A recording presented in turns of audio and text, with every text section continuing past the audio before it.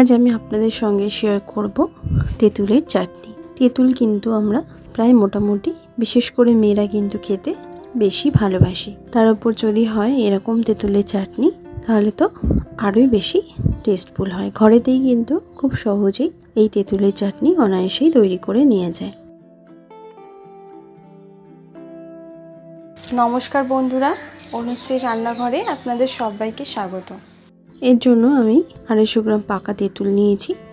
বাজারে এই তেঁতুল অনায়াসেই কিনতে পাওয়া যায়। আমি এখানে দানাওয়ালা তেঁতুলই নিয়েছি। বাজারে দু রকমের তেঁতুল পাওয়া যায়, একটা দানা ছাড়া আর একটা দানা শুদ্ধ। দানাওয়ালা তেঁতুল কিন্তু অনায়াসেই কিনতে পাওয়া যায়, সেই জন্য আমি দানাওয়ালাটাই নিয়েছি। এরপর আমি দানাগুলোকে এরমভাবে একটা একটা করে ছাড়িয়ে নেব। খুব সহজেই কিন্তু ছাড়ানো হয়ে যাবে। আর যেটুখানি দুটো চারটে দানা রয়ে গেছে সেগুলো আমি পরে বের করে নেব। এরপর আমি এখানে দিচ্ছি হালকা উষ্ণ গরম জল। তেঁতুলটাকে আমি এবার 1 থেকে 2 ঘন্টার জন্য উষ্ণ গরম জলে ভিজিয়ে রেখে দিলাম।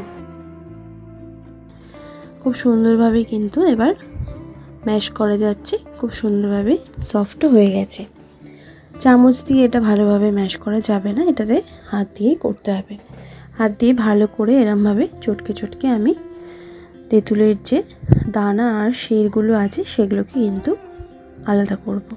ভালো করে আগে চটকে নেব, তারপর এগুলোকে আলাদা করে নেব।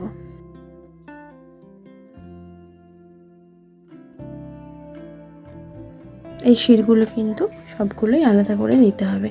তার জন্য প্রথমে ভালো করে চটকে নিয়ে এরপর একটা বাটির মধ্যে একটা ছাঁকনি আমি দিয়ে নিলাম। তারপর এগুলোকে ছেঁকে নেব। এরমভাবে হাত দিয়ে এগুলোকে ছেঁকে নিচ্ছি। এখানে কিন্তু তেঁতুলের পাল্পটা আমি বের করে নিচ্ছি। খুব বেশি কিন্তু জল এখানে অ্যাড করব না। বেশি জল অ্যাড করলে কিন্তু তেঁতুলের চাটনিটা করার সময় অনেক বেশি রান্না করতে সময় লাগবে, আর চাটনিটাও কিন্তু তেতো হয়ে যেতে পারে।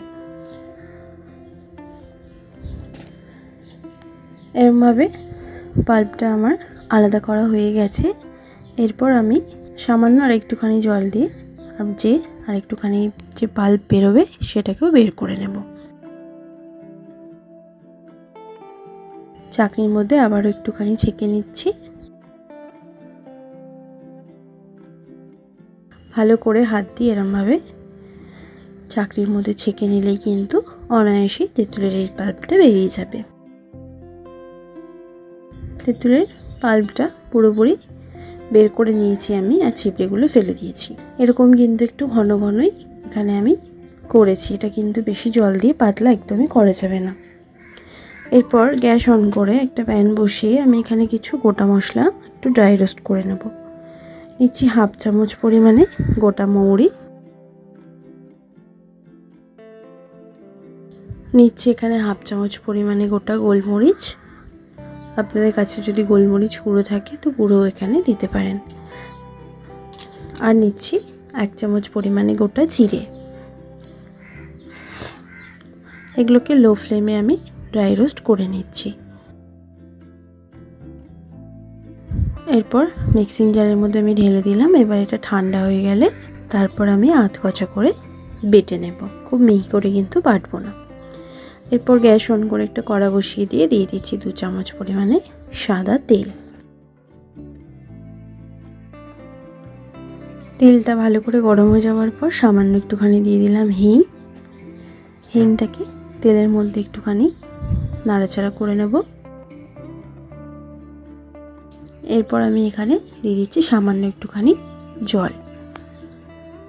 এরপর আমি এখানে দেব 200 গ্রাম পরিমাণে গুড়। যেহেতু গুড়টা মেল্ট করতে হবে তাই কিন্তু আমি প্রথমে একটুখানি জল দিলাম।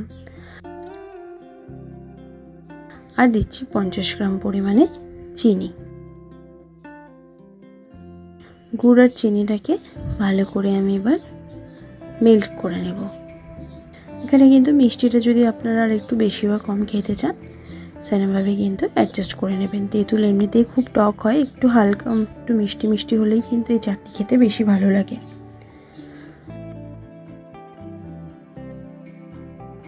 গুড় চিনিটা ভালোভাবে মেল্ট হয়ে গেছে। একটুখানি নাড়াচাড়া করে নেবার পর আমি তেঁতুলের যে পাল্পটা বের করে রেখেছিলাম সেটাকে ঢেলে দিলাম, দিয়ে ভালো করে এরমভাবে নাড়াচাড়া করে নেব। এটাকে এবার খানিকক্ষণ আমি রান্না করে নেব।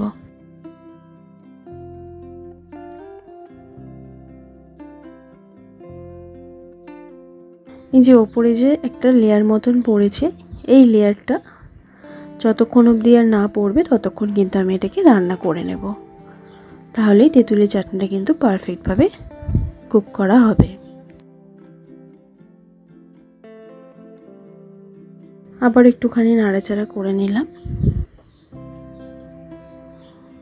ভালো করে নাড়াচাড়া করে আর একটু ফুটিয়ে নিলাম। এখন দেখুন ওপরে কিন্তু লেয়ারটা আর পড়ছে না, আর তেঁতুলের চাটনিটাও কিন্তু বেশ অনেকটাই স্বচ্ছ দেখাচ্ছে। মানে তেঁতুলের চাটনিটা কিন্তু এবার অলমোস্ট তৈরি হয়ে গেছে। এরপর আমি যে মশলাটা মিক্সিতে আধকচা করে বেটে রেখেছিলাম সেই মশলাটাকে এখানে দিয়ে দিলাম। সাথে দিচ্ছি 1 চামচ পরিমাণে কাশ্মীরি লঙ্কার গুঁড়ো, 1/2 চামচ পরিমাণে দিচ্ছি আদা গুঁড়ো, আদার পাউডার,